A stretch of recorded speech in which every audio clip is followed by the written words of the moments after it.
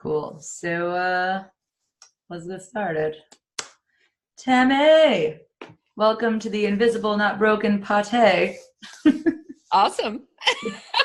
It's always a party with you, so that's why. That's right. And it's not one without me. Oh yeah. Oh, I'm so glad that we're finally doing this, because it's really, every time I talk to you, we clearly can't stop talking, so we'll see if we can get this in within an hour. But guys, I am spoiler, you guys, it's going to be like a 5-hour interview. Just kidding. Hey, Monica and I had one that was 2 hours once, and she split them into 2 episodes. It's always something that's possible. Yep. Or it's back from work. But yes, today we have a very special guest, Tami, who is actually, I'm going to have her introduce herself because I like the way she introduces herself. Awesome. Hi, everybody. I'm Tami Stackelhouse. I'm the founder of the International Fibromyalgia Coaching Institute, author of Take Back Your Life and the Fibromyalgia Coach. And my focus is helping fibromyalgia patients who are tired of being held prisoner in their own bodies find hope and find freedom. Oh, that's me. I love it. I love even just that, being prisoners in their bodies. I know that I can definitely identify with that, and I'm sure a lot of our listeners can as well. What was your original experience with fibromyalgia? Like, where did it begin and what did it morph into? Sure. So I was one of those kids who was always sick. My parents always joked around about taking me to the doctor for maintenance. My sister needed repair because she was a tomboy. She would break things. but I was like that car that you had that just like was always in the shop. Like that was me in my body. And I didn't get diagnosed with fibromyalgia until 2006, but I can see, like, even back as a kid, as a teen, I can see its fingerprints on my life even back then. When I was in high school, we went to a neurologist because I had headaches all the time, every day. And I'll never forget that experience. I'll never forget that neurologist telling me, well, there's nothing wrong with you. You just have headaches all the time. And as a teenager, even then, I'm like, what? What do you mean there's nothing wrong with me? This is not normal. Like, it is not right to have headaches all the time. What the heck? So that was my first awesome doctor experience. And it was just kind of a journey from there. It's mostly been my own research, that experience was really the thing that triggered my journey, because that's when I started reading books. That's when I started looking at holistic medicine and treating the person as a whole, rather than let's just look at this one symptom or this one thing that's going on. And I'm glad that happened, because it meant that when I was finally diagnosed, or in the journey to be diagnosed, it set me up to really be able to do that kind of reading and learning and research on my own, What were some of your first books, by the way? Sure. Yeah. So the first one, the first one actually was a book on my grandma's bookshelf. And the title was something about holistic medicine. I couldn't even tell you who it was, or I just was at grandma's house and read a book. But it was awesome. From there, I went and I read the Low Blood Sugar Handbook. That was one of the first things I thought might be going on with me, is hypoglycemia. So that one was taught me a lot there. The next one was the yeast connection, looking at candida and that type of thing. It's so funny, because every time I would read one of these books, I would go to my family and be like, oh, I know what's been wrong with me my whole life. Right. And the next one, now I know what was been wrong with me. But there were always things that never quite fit until I got to fibromyalgia, and I read From Fatigue to Fantastic, Dr. Teitelbaum's book. And I was like, okay, you guys, now I really know what's been wrong with me my whole life. And at the time that I read it, I was like, this is it. This is what's going on. It explains why I'm tired. It explains why I hurt. It explains why I get sick every time I decide to, get healthier and go to the gym. I would end up sick every time. All of those things, it's like, this explains it, you know? And that book, it was really interesting because reading it gave me the idea that I might have fibromyalgia, but it actually became truly helpful probably another 5 years later when I was actually diagnosed. I left my doctor's office with a handful of prescriptions and I went home to that book and I looked them all up and I'm like, now I understand why she gave me like 5 things instead of just one, because they all do something different. So that was a big one. I read Treating and Beating Fibromyalgia, Dr. Murphy. That was a great book. I read that after I started feeling better. It was interesting because I'm like, yeah, he's describing everything that I did along the way to get here. That was a good one. I've read a bunch. But those were the early books that I read. Also the book on adrenal fatigue by Dr. Wilson. That was another one that really helped me along the way in how to manage my own energy a little bit better so I wasn't burning myself out. Those are some good books. I think Dr. Murphy's on Wellacopia, actually. Yep. Oh, all right. So where were you at this point after you'd been diagnosed and you were starting to educate yourself further? I hate to say this, but I feel like we all have kind of a breaking point, our low point. Yeah. Do you mind sharing that with us? Absolutely. I've told this story before. I was thinking about this when, getting ready to talk to you today and thinking about that low point. And there's really 2. So the story I always tell people is the moment when I realized how bad my illness actually was and that I needed to file for disability. Obviously, I've come a long way since then. But that particular day, we had company coming over the next day. My husband is normally very helpful, but this day he just wasn't. It was like, I don't know, 7:00 in the evening. I was still in my pajamas. And to be honest, I'd probably been in those pajamas for several days at that point. I know you guys listening can relate to this. And I was like, we've got company coming over. We've got to clean the house. Like we have to, right? And so I'm in my pajamas. I've got the vacuum. I'm sitting on my stairs because I'm too tired to like stand and vacuum like a normal person. So I'm sitting on my stairs trying to vacuum. And I just started sobbing. I just broke down and just started crying because I realized I can't take care of my house. I'm looking at myself in my pajamas where I've been for a few days. I can't take care of me. Maybe this is what disability is all about. And it was like such, on one hand, it very much was the low moment, but it was also the turning point, right? Because that's where I'm like, okay, this really is this bad, and I really do need to do something about it. I need to start the process of filing for disability. It was a very much a reality check. So that's the story I tell all the time. But there was also right around that same time, Scott and I had some friends that got married, and we lived in Portland at the time. They were in Denver, and traveling to that wedding while I was at my worst. It was the first time I ever had to ask for help in the airport, right? I remember sitting in the elevator in the wheelchair because I actually needed that help. And one of our friends who was also going to the wedding, like seeing me in the wheelchair in the elevator and like, oh my gosh, are you okay? What's wrong? I'm like, oh, this is just me. Because of course she's thinking, I just saw you at the wedding. You look totally normal. Like, why are you in a wheelchair? Did you like break something? Like, what's up?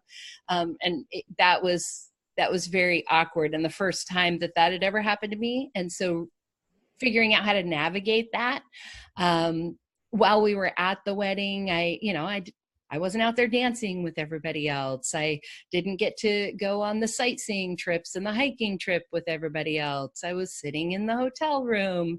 And I tend to sort of gloss over that in my mind because I've number one, I've gotten so much better, but number two, I've also come to terms with my illness, and I'm very much okay with saying no to the things I have to say no to. And for me, it's not a missing out. It's a positive of I'm taking care of myself. Right. And so I kind of apply that perspective to my past. But at the time, at the moment, it was hard, because I was missing out on all the things that everybody else was doing.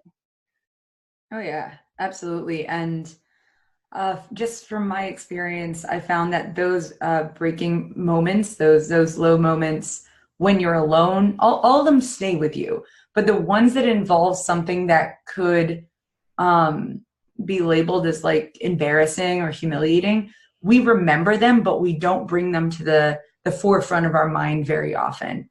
So it might be why like the other one is more commonly brought up. Just what I've noticed, it's unbelievable when we realize our turning points. Sometimes they were moments of such deep, like the I'm not good enough, that we can't even come back face to face with them. I know when mine happened, I think something, I would love to hear your opinions later on maybe root causes of fibromyalgia, because there's so many different opinions and factors and studies, and honestly I don't know. There are so many possibilities, like for sure. That does make sense to me is definitely a mindset shift. I'm talking about getting it and like chronic stress, and I believe in some respects I decided, I hope that people don't get angry at me for this, I decided to have fibromyalgia. This is what actually a therapist said to me once. Just ask me this question. Like, when did you decide that this was how your life was going to be? And even though I don't really think I decided it, I do remember the first moment, a traumatizing moment, and before it, I didn't have pain. I don't remember pain before it. Yeah. And it was with ballet, because anyone who's listened to me at all on this podcast knows that ballet is my demon. Yep. But yep. Anyway. Having some kind of a traumatic experience like that is very, very often a trigger for people.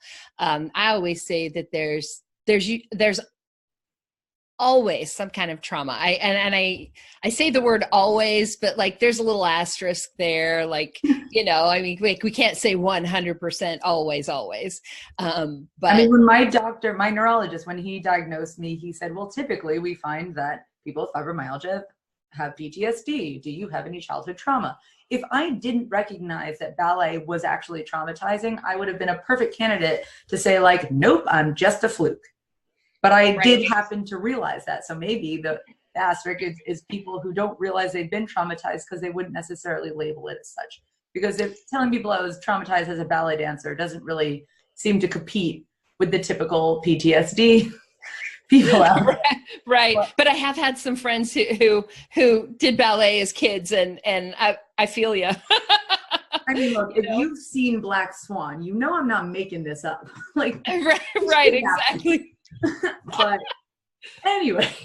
But there is another category of childhood trauma that nobody really talks about that I think is super important. And that's one of the categories that I fall into, which is good things done in the name of good medicine, but that are still traumatic to a child. So in my case, when I was born, like I wasn't even a year old yet, and they discovered that my tear ducts weren't working like they were supposed to. So they had to go in and open up my tear ducts.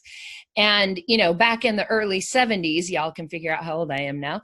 Back in the early 70s, like they didn't really think that they needed to do much for that, right? Like the kid's not going to remember. It's a quick procedure. My mom has always said it was probably one of the most traumatic things that she has been through watching me, right?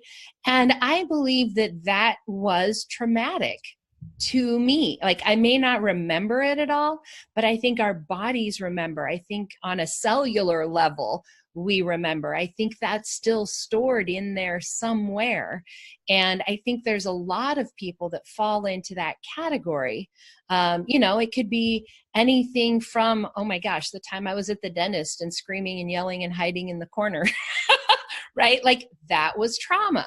And there are things that we tend not to think about because they were necessary. They were good. Like, I did need to see the dentist. I did need to have my tear ducts open. I did need to have my blood drawn, all of these things that did need to be done that were good, but that were still traumatic. And I think most of the time when we think of trauma, we think it automatically equals bad, like something bad happened to you. And so we don't count these other things the way that we should. That is such a good point. I mean, I know that to be true, but I never thought about it that way.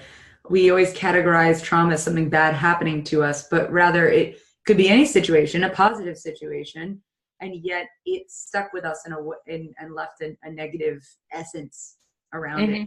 Actually, one of mine around ballet was my mom was crying because she was proud of me. It's this whole thing, like, I fell on stage. It was my first big public performance. I didn't notice because I got right up and kept going. I was like, good for me. And then little Eva. And she was crying when I saw her later, and she was saying she was proud of me, but because she was crying, I registered, oh, I did something wrong. I didn't really realize I had done something wrong until you started crying. Right. Yeah, she was right, by the way. It affected the rest of my career. Those dance directors, man, I was 8, but anyway. Yeah, so, and definitely that's true with medicine. I've really been experiencing that with my sister, who I wonder if she'll ever actually listen to this podcast, because I think she's scared to. She has not been diagnosed with fibromyalgia, although she tells me things, and in my mind I'm like, kind of sounds like fibromyalgia. Right. I don't want her to go on that road, but we'll see. Obviously I want to help her if things actually get bad. But she had a medical procedure when on her first birthday, she had cat scratch fever, which is a little like rabies. She had actually the first fungal one ever. She's an anomaly, and there are papers about her. Getting off track, but yeah, she had a huge lump in her neck, and she had to go through all of that in the hospital. And she remembers vividly certain things that happened to her, like them putting the mask on her to put her to sleep, and like metal bar on the crib, and yeah, like, it's crazy stuff. But if she didn't get that done, she'd be dead. So right. But it was still traumatic. Yeah. Right. And I think that's something, and trauma is one of those things that is very unique to the individual, right? Like, you and I could go through the exact same situation, and it might be traumatic to me and not to you. Like, there's nobody that can really judge whether or not something is traumatic other than you, like your falling on stage ballet story, right? Like, there's probably lots of people that happened to, and it didn't necessarily affect them in the same way. And who knows why, right? We just have to know that it is what it is and adjust accordingly, right?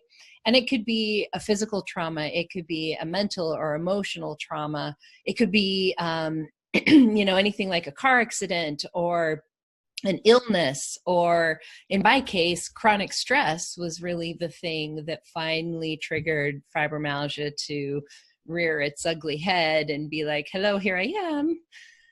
So we're all unique, but there's almost always some kind of trauma, chronic stress, mental or emotional trigger there. Great. And I know that you specialize in fibromyalgia, but I'm sure that's true to an extent with most chronic illnesses. Or at the very least exacerbated by, that's the whole thing about chronic stress and chronic illness. It's either going to be related to its origin, or at least make it worse, if not both. I think it always makes it worse. I don't think there's ever a case where it doesn't. Someone is totally welcome to tell me if I'm wrong on that. But, right, exactly. And I do think that fibromyalgia basically acts like an amplifier. So whatever's going on in your life, it amplifies it, generally in a negative way. I personally could make the argument that it also can amplify the positive. But in general, like if you have a little bit of pain, like let's say you have a shoulder injury, the pain that you feel with your shoulder injury, if you have fibromyalgia, like that's just amplified, and not just in that area, but all over. If you get, if you get the flu and you're tired and you feel achy, like fibromyalgia amplifies that. So it, like, everything is amplified and turned up a notch. And I think that's one of the things that patients and providers don't pay enough attention to. It's one of the reasons why we have to start slower when we're adding a new activity. It's one of the reasons we have to use a lighter touch if we're going to get massage. It's why we have to, reduce the triggers as much as possible. Sometimes even like start at lower doses for medications or supplements, like all of those things fibromyalgia acts as an amplifier for. And so we've got to take it slower and more carefully. That really is true. I just tell everyone I'm really sensitive, and I say physically, I'm actually not as emotionally sensitive as most people would think I am, but yeah, everything's just more. So like when food poisoning is just the worst anyway. I've had it unfortunately a few times. It really just, you feel like you're dying. So that's another thing. But I tend to have flare-ups after it as well, where I'm not a human for a while. And then there have been times where I've actually had food poisoning and I didn't have a flare-up afterwards. So when everything was out of my system, I was okay. Like basically a new human. But yeah, it's amazing what can trigger it, because I've noticed some illnesses or injuries happen to me and I'm clearly in the aisle of like a normal person. Like, oh, this is how a normal person would react after this. And other times it's like, nope, you're going to be just like a bag of potatoes in a bed because right. You got a little tummy bug, or you were shocked. Oh my God, I had a fibro flare up once because I was shocked by something good. Like because I was like physically in shock. Yeah, my body was not so happy for like 40 hours. Right, exactly. One of the things that my husband said early on to me, and when he said it, at first I was offended, but now it's like become a thing. But he's like, "You're delicate and sensitive," and I'm like, "What do you mean? No, I'm not. I'm not sensitive, like you said, like emotionally or whatever. Like I'm not a delicate flower. I'm not sensitive. I'm strong. But my body is definitely delicate and sensitive. Like we've got to keep her happy. She wants things to be just the right temperature, all of the things. You and I were talking before this call about my bright light up there with the window behind me in my office. It looks like almost like a witness protection video. Without my video, my light in the front, I'm just like a silhouette. But if I sit under that light too long, like I am guaranteed to end up with a migraine, so like I turned it on right before you and I got on here, and I'll turn it off and whatnot when I'm done. But yeah, like those are the things that nobody sees. Those are the things that we have to do to take care of ourselves that nobody knows about. Those of you watching this video, listening to this podcast, you might not know that I'm, wearing my compression socks and my yoga pants and my comfy slippers. And, when I'm done, I'm going to go sit in my zero gravity chair and, like all the things that we do. You just see this little Here are my slippers. Yes. In the world. Thank you to my sister for this lovely Yes, exactly. It's like we do all of these things to keep our bodies happy, to keep our fight or flight all calm and simpatico, and it's a lot of work. Actually, there are so many little things that make such a big difference. And Someone I'm going to be interviewing on a future podcast. I guess this is sort of like a little a sneak peek. She was just briefly telling me her story, and the thing that really resonated with me is that being empowered by your illness, in that you do have control, even if it's like little things. And that's how it becomes part of you. It's not happening to you. I'm excited to talk more about her experiences with that in future episode. But what is your experience with that? Like these little tactics and how you then empower yourself. I assume there's something with your coaching. Actually, we should just go back and talk about your coaching. Yes. You know, it's one of the things that I say so often, but I think always bears repeating. I am such a fan of coaching, not because I am a coach, but because coaching is truly what changed my life. When I had filed for disability. You guys heard the story about me being on the stairs. I did file for disability. And about a year or so later, I had a moment where I sort of got this vision for my life. Like I had this picture of where my life was going, and it just looked like downhill, like not the way I wanted it to go at all. And so I scheduled an appointment with my doctor, and I kind of talked to her about this. And I'm like, you know, I'm looking at the side effects of the medications I'm on. I'm not getting better. I'm actually getting worse. Like, this is not the way I want my life to be. What can we do? And, you know, it just was one of those magical moments. She actually had a health coach who worked in her office. She connected me with her, and that was literally the thing that changed everything for me. From the point I started working with my coach, 6 months later, my husband and I were going to a conference, and we had been talking about, okay, we'll rent a wheelchair because I want to, like, if I'm going all the way to Arizona, I want to make sure I actually get to attend the conference, right? Not use all of my energy between, you know, the sessions and getting to the hotel and all of that.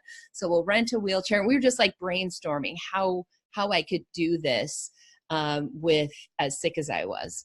And just within even a few weeks of that conversation, 6 months after I started working with my coach, I was able to attend the conference, didn't need a wheelchair, was dancing actually on the stage with some people. Yes. I wish I still had the video from that. I think it's been long lost now, you know, because that was more than 10 years ago now.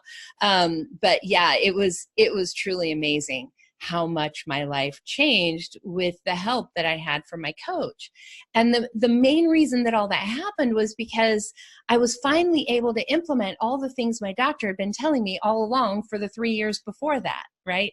Like telling me how to make sure I get enough sleep and take care of myself and change my diet and change how I talk to myself and managing my own energy and all of those things. I didn't know how to take what she was telling me in the appointment and actually implement it in my life. Like, how am I literally going to do this day to day to day? Like, what does that look like in my life? Because, you know, in your 15-minute doctor appointment, they can only tell you this is what I want you to do. They can't tell you how to do it, right? Mm-hmm. So the coach really filled that gap for me, and we got to brainstorm about, oh, okay, that didn't work. How do we strategize about doing that differently? You know, you didn't get to bed when you wanted to. What happened? Why? How do we set your life up in such a way that it can work? And so that's why everything changed for me. And so those are all the principles that I am using, all the things I learned along the way, and why I wanted to be a coach. Because at the point when I started feeling better, I felt like I had this gift that I'd been given. And, you know, thinking about where I had been before, that phrase, be feeling like a prisoner in your own body, like that's literally how I had felt. And I didn't want other people to have to feel that way. I felt like if I had been given this secret to feeling better, I wanted to share it. So that's why I became a coach. Oh, I love coaching in all senses of the word, and also like I don't know how to say this, extensions of that industry. Like there's all different types of coaches, right? But the idea of a coach is that they take information that you provide or is provided elsewhere professionally, and then make it work for you, and basically bring that gift. I'm really not explaining this very well.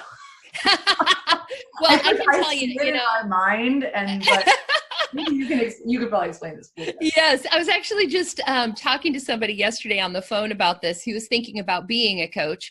And so I was telling her that just a few weeks ago, I hired a coach and to help with my business. And the reason that I hired him was because there was a particular thing that I wanted to do, a particular problem I wanted to solve. And I didn't want to mess around trying to figure out the answer. I wanted somebody who had already figured it out to give me all the shortcuts, give me all the insider information, and to help me get there as fast as possible. And I kind of look at coaches kind of like a mountain guide, right? Like if you're going to go out there and you're going to go climb Mount Everest, you're going to hire somebody who has done it before and can tell you exactly how to do it and lead you up exactly the best way. And that's what a coach does, right? Like you're still the one making the journey, but we're going to give you all the insider information and all the shortcuts and like all the secret ways of doing it faster, easier, better.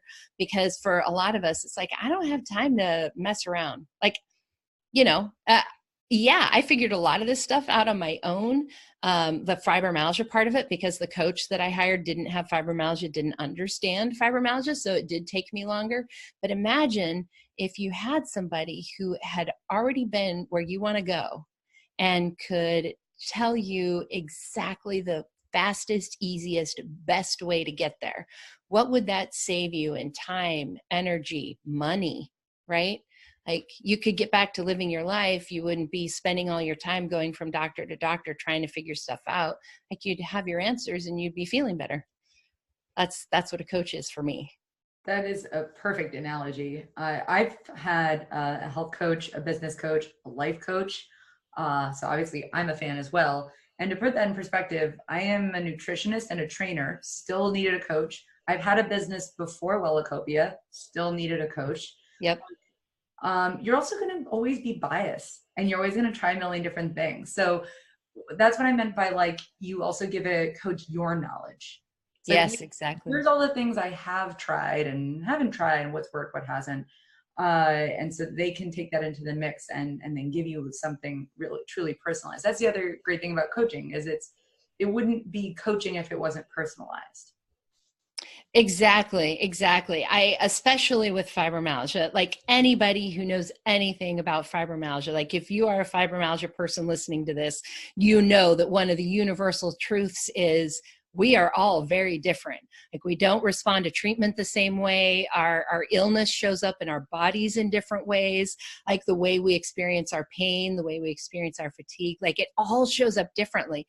So it's pretty difficult to have somebody create a one-size-fits-all type of a program to really help you when we're all so different. Like, yes, there are some common principles, like the idea of self-care, and like there's a few things that are universal, but for the most part, it's really like Eva was just saying, it's got to be unique to you. It's got to be what's going on in your life. You may be, 20 something and going to college and need to know how to navigate that. Or you may be a stay-at-home mom with a bunch of kids crawling all over you and you got to figure out how to navigate that. You may be retired. You may be a career woman. You may be a man with fibromyalgia. Like those are all different concerns, different life situations, and need to be addressed in different ways. So yes, coaching totally should be personalized. Amen, mama. I don't think I've ever said that in my life. You just bring it out in me. So do you want to share with us a bit more about your particular approach? So you started the International Fibromyalgia Coaching Institute, right? Yes. Good job. Those are a lot of words. I a lot of times Woo! think, why did I give it such a long name? No, it works. It works. IFC for those Yes. who aren't familiar. Why don't you share with us a bit about your journey and what you created from that? Yeah. So I became a coach in 2009. So this year is my 10th anniversary as a coach, which is pretty awesome. A lot of coaches don't make it that long. So that's a lot of experience. In 2015, I wrote my first book, and I did that because I knew I couldn't help everybody in the world. Like literally, like there are millions of fibromyalgia patients. I cannot help them all if I'm doing it one at a time. So I've got to get this information out of my head into another medium, another way for people to connect with it. So I wrote my first book, and within a couple of months, my coaching practice was full. In many ways, I kind of created an even worse problem, because then I had people who knew about me and the work that I did, and but I can't help you. Like, oh God, it was awful. So I started, I just kind of threw it out there and said, hey, I don't know if anybody's even interested in this, but I would love to teach a few more people how to do the work that I do. If anybody's interested, like, I'm going to do this class. And totally sold out. It was amazing. That first class was awesome. All my classes are awesome, but like, there's something about your first class that's just so special, because those people, like, they decided to trust me and join me on this journey before the Institute even existed, right? It was just me saying, hey, anybody want to learn? So, that first group is particularly near and dear to my heart, and just like really seeing their excitement, their passion, and oh my gosh, it is the best thing in the world when I see them sharing stories of their clients' success, because those are people that I wouldn't have been able to help otherwise. So it's like, it's kind of like having a family, right? Like your grandkids and your great grandkids. And it's just so cool. And so over the last 3 years, I've had a bunch of people go through the training program.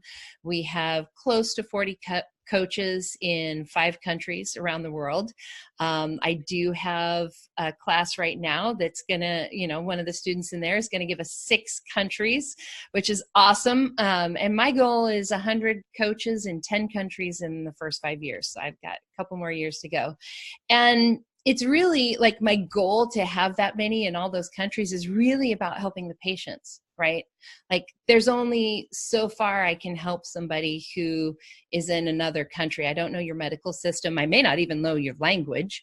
I don't know the culture, right? I don't know what resources are actually available to you. I know what works for me. But I love having graduates in other countries, because they literally speak the language in many cases. Right. And we get to just expand that reach and help people. And primarily what we focus on is whatever it is that you need help with. So for me, a typical coaching call goes something like this. So first I'd be like, hey, how did your week go? Super simple, but the magic of that is we get to go back and look over the last week of your life. What went well? What didn't go well? Was there a situation that came up that caused a fibro flare? Can we look at what happened so that you can maybe avoid it next time? Is there anything you could have done differently? Is it just like, that's just the way it is? There's nothing I could have done differently. So now I'm going to make sure that the next time this happens, I've got planned recovery time. So we basically just look at your life and strategize how to minimize the impact of fibromyalgia on it, whether that's adding in treatments or changing how you manage yourself, or like I said, planning in recovery time. Anytime I travel, I always have to make sure that I've got recovery time.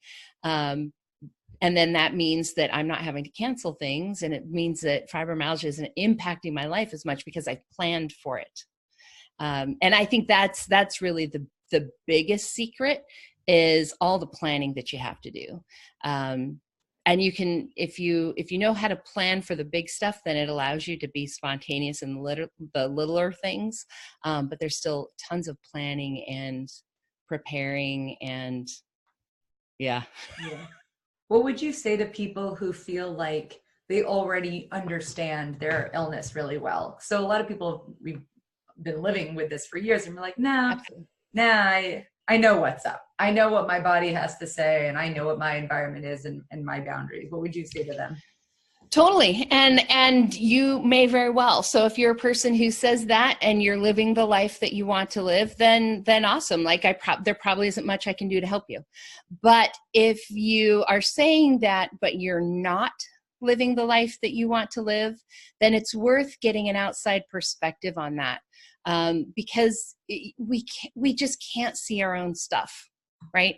So that's one of the reasons why I hire coaches, right? Like I know where I want to go with my life, with my business, with my health, but sometimes I can't see like the things we do unconsciously. Like how do you know what you're doing unconsciously? They're unconscious, right? So whether it's overeating, or it's pushing yourself when you shouldn't push yourself, or the way you talk to yourself in your head, you don't know what you don't know. And it's always worth, if where you are makes you happy and you're happy there, then awesome, right? But if you're not, if you want something more, then talk to somebody who might know something that you don't know, might have a perspective that you don't have, might know of a supplement you can try, or a therapy that you can try, or maybe just a little tweak on how you manage stuff. Obviously, it's always your life, your body, you get to make the choice, but more information and more perspective on things is never bad. Never bad. I love the term, you don't know what you don't know. I remember the first time I heard that, mind blown. Right? It's like, I guess that's true. We know what we don't know. So like there are things we know we don't know. Like I don't know rocket science. Be cool if I did, but I don't.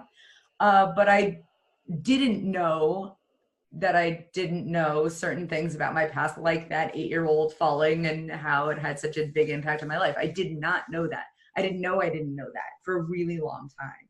Right. And that had a big impact on my now and how I actually perceive my pain and how I deal with my pain. Now, I love support groups. Like I'm part of and have a few Facebook groups. There are a lot of different apps that also have community. But that's not the same as a coach, because a coach is for you. They are your partner in your journey. And you might have wonderful, wonderful family and friends, but they really don't substitute professional perspective and help. And that's why I say to everyone, it's very important to have love in your life. And that means all kinds of love. But don't ever knock an impartial party, especially a professionally trained impartial party. Everyone should have at least one. Right. At the very least, in my opinion, I say this sometimes, in my opinion, some sort of a therapist, and I include the health coach in this. What I mean is someone that they talk to and work through emotional, mental things. Exactly. Even if you've got super supportive friends and family, when you are going to somebody like that and asking what you should do or asking for their perspective, they're almost always giving you an answer that is colored through what they want. Right? So like if you go to your spouse and you're like, I'm wondering if I should do this thing, or if it'll be too much for me, like the answer may be colored with whether or not they want to get dressed up and go with you. You know what I mean? Like just using that as an example. It's so true. I'm sure my husband has done that. But I mean, we've all had that friend who, when we try to maybe start being healthier, maybe start changing how we're eating, maybe changing our diet a little bit, that friend who's like, oh, you want a little piece of cake, right? Like it's such a perfect example because we've all probably been there. But that's also true for the other areas of your life. And when you are working with someone, when you're working with a professional, when you're working with a coach or a counselor, a therapist, our job, our entire job is you and what you want. And so what that means is I'm going to support you in your highest desires, which means I'm going to support you when you want to do things, yes, but I'm also going to not support you when you're choosing choices that I know are not what you really want, right? So reminding you of, oh, you know, your doctor is wanting you to go gluten-free. This could make a huge difference in your pain levels. You really don't want that chocolate cake. I know you think you do, but remember, you don't. So like my whole job is to advocate for you so that you have your best life. And I always think of it being like being lost in a forest, right? When you're the person who is in the middle of the forest, all you see are trees. You don't know if it's long and rectangular and you're in the middle, like which side is the short way to get out, right? Like when you're in the middle of the forest, you don't know. But as the coach, I'm like in the helicopter up above the forest, right? I can see you and I can see where you want to go. And I can help you get there faster, and I can remind you of what it is that you want. And I'm on your side all the time. Yell down on the microphone. What is it called? That really loud horn thing. I'm imagining you from a helicopter overlooking me in a forest, scrambling. You know, like the megaphone or whatever. Turn left. No, your other left. Don't do that. Yeah. And when did you decide, when being coached, that you wanted to be a coach? What was there a moment there where it clicked? Yeah. So first, as a patient, I was just focusing on feeling better, right? Like I was barely getting through the day. And so my whole focus was just, how do I feel better? In fact, at the very beginning, I remember my coach asking me, like any coach would, where do you want to be in 5 years? And I remember telling her, 5 years, like I don't even know what I can do next week. And so for a long time, my mantra was just, if I stick to my program, if I do what I'm supposed to do today, tomorrow will be a little bit better. And that was literally all the farther I could think, was if I just do today well, then tomorrow will be a little bit better. If I just do what I need to do today, tomorrow will be a little bit better. And all those little bit betters end up adding up, right? And so it was probably, I don't know, I would say it was probably 3 or 4 months in.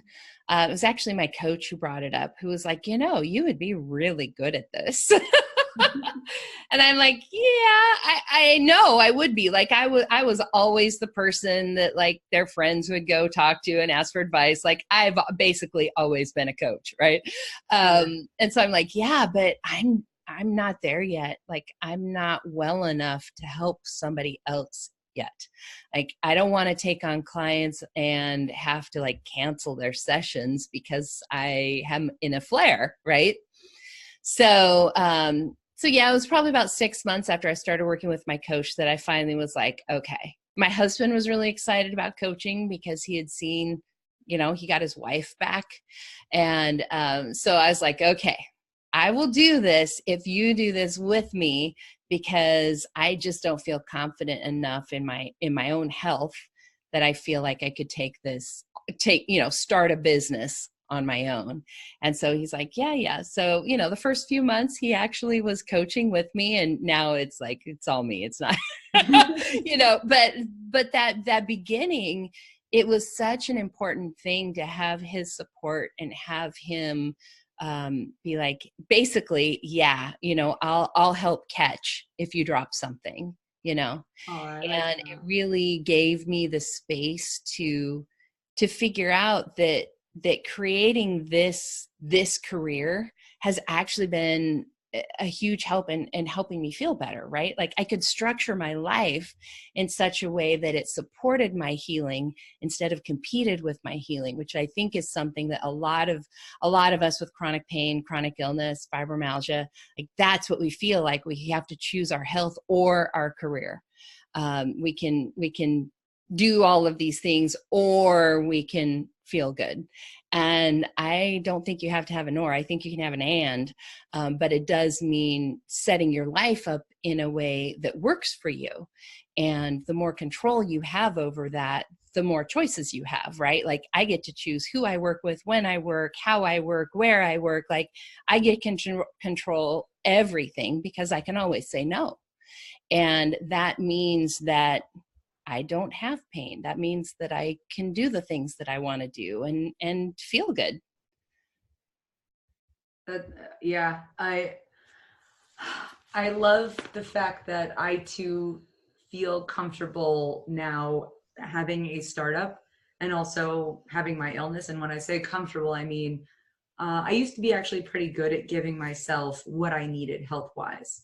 Like I guess the majority of the time, but then I would find that Wellacopia would suffer, which would then make me feel also worse because I'm trying to help people who are sick. So, you know, right. Like you end up, if you choose you, then somebody else suffers. Like that's never good. That's not a good feeling. And so it took a while for me to, like, I decided to take the baby steps and really figure out how can I actually accomplish, I'll say work-life balance here, but really that is just such a vague term, and but for me what it meant was that the majority of the time I really feel like I have a handle on what's going on. I'm doing what I need to, but I'm also doing at least the bare minimum of what I need to really be there for the people that I'm taking care of, even if it meant that Wellacopia was really small for a while. Right. You think about what are the most important things to you and the impact that you're trying to have, and really work it out that way. So now if I look back at myself a year ago, I work, I think like 4 more hours a day now or more. And sleep, I do get more sleep actually, surprisingly. But because I've learned like what kind of play means the most to me, and I make sure I get that. I make sure that I go to bed at a certain time. I can't always fall asleep. That's a different problem. But like at least I go to bed at a certain time. I got this water bottle. By the way, I'm going to read what this says if I haven't in a previous episode. My life coach gave me this actually. It says, believe in yourself and you will be unstoppable. I love it. Yeah, and those little things, like the little things are everything, right? Like every time you look at that, it gives you a little dopamine hit of joy, right? Where you're like, oh. Dopamine, H2O. It's like all you could ever want. Yeah. Some people might find stuff like that cheesy, but I'll tell you, you start saying it enough, it becomes real. There's a reason why affirmations are so popular, especially now. It ain't just hooey, my friends. That's right. And I actually want to go back to something you were talking about a little bit ago, the idea of balance. And I tell you what, there is nothing like running a business to take you down the path of self-improvement and self-discovery. Like running a business like highlights all the things you wish you didn't know about yourself, right? Oh, yeah. It's like a giant spotlight. But one of the things that I've realized is that balance is not in a particular moment, right? Because balance is like the balance between hot and cold is lukewarm. The balance between, something that's very savory or not, like it's bland. So balance, like the exact moment of balance is sort of nothingness. And we don't really want to live there. And so balance really means more of the teeter-totter idea, right? Like on one hand, you have your business, and on the other hand, you have your life. And sometimes you're more focused on your life or your health, and sometimes you're more focused on your business. Sometimes hot feels good, sometimes cold feels good. Sometimes we want it salty, sometimes we want it sweet. And so balance is really about finding your particular magic formula of of what makes you feel the best, and really just following that feel good, following, like, your body's going to tell you, oh, we like this, we want more of this. And looking at balance as a bigger picture than even one moment, one day, even one week. Like, there are seasons in my business, like May, for instance, Fibromyalgia Awareness Day. Like, that is going to be a crazy, insane, busy month. And it's always going to be like that in my life. As long as I am helping people with fibromyalgia, like, May is always going to be crazy. And that's okay, as long as I balance it out with a time that's not crazy. And so you really have to find your magic. But that really, realizing that, gave me the freedom and the permission to focus hard on my health, my family when I needed to, and to focus hard on my business when I needed to, and find a balance in the bigger picture. Balance in the bigger picture. That's definitely something to take home. It's interesting how the little things matter so much, the little things that help us, but we also focus too much on the little things that don't help us. So you really can look at it both ways. Think bigger picture and focus on the good little things. That's right. That's right. One of the first assignments I often give clients is to start a joy list. I think fibromyalgia often feels like an enormous taking away of things, right? Like, oh, now I can't eat gluten. Okay, now I'm supposed to get rid of sugar. Okay, now I can't, do that exercise I used to like to do. Now I can't do this job I used to do. And it just keeps taking away things. And so we've got to be purposeful about adding in the things that matter. We've got to be purposeful about adding in our joy.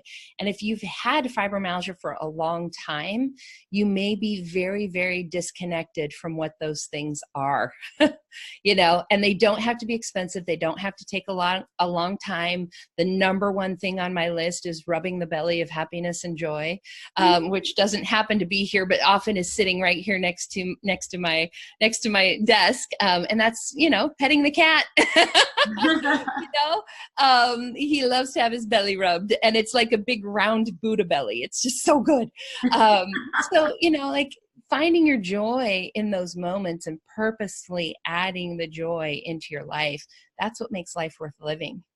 And that's why we do things like go to bed on time, right? That's why we choose to say no to some things so that we can say yes to other things. And if you don't know what that joy is for you, if you don't know what those things are that bring you joy in your life, then you don't know what you want to say yes to, so you don't know what you need to say no to. In short, ask a coach. Or ask yourself. But yes, definitely merit in a coach there. All right, we do have to wrap up. But of course, like I said, I have a million things I could still ask you, so maybe we'll have to have you back. But Tami, thank you so much for taking the time to talk to me, to talk to all of our listeners, those with fibro, those without.